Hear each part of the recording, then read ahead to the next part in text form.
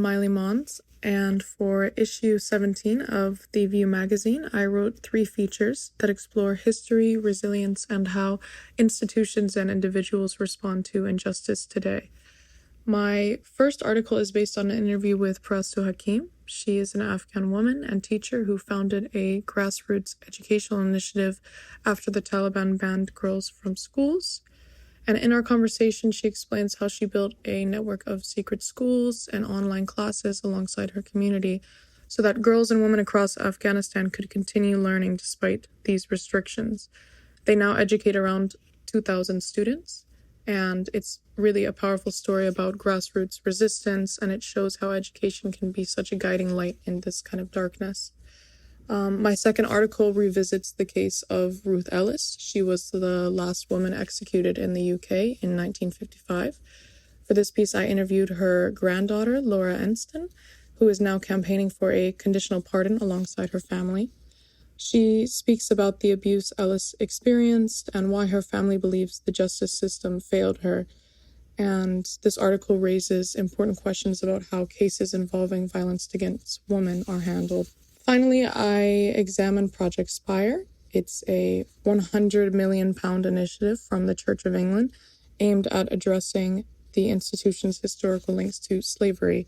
And this article explores the ongoing debate around the project and the broader question about how institutions confront their past. Together, all of these pieces look at different ways people seek justice, whether through activism, family advocacy, or institutional accountability, and why these conversations still matter today.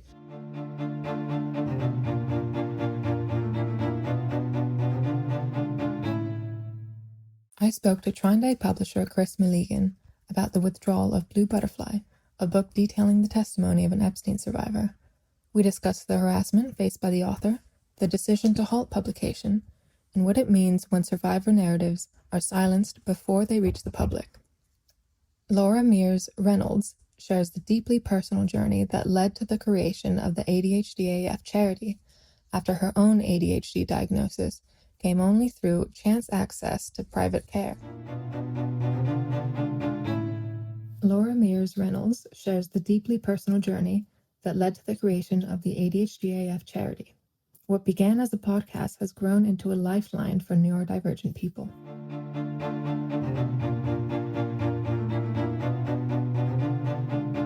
I visited Lightroom in London for The Moonwalkers, an immersive exploration of the mission that turned us into a spacefaring civilization. Guided by Tom Hanks's narration and his lifelong fascination with space, the exhibition reflects on the moon as both a distant frontier and a constant presence in human history.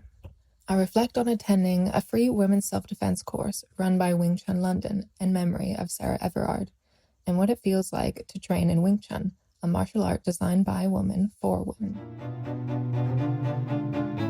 In conversation with Professor Simon Baron-Cohen, we talk about autism in the justice system, from misdiagnoses to the absence of reasonable adjustments.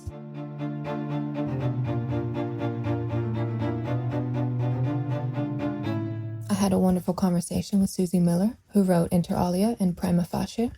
Susie explained the hyper-awareness that comes with writing from a feminist perspective, about how young men are more educated by porn and their peers than their fathers.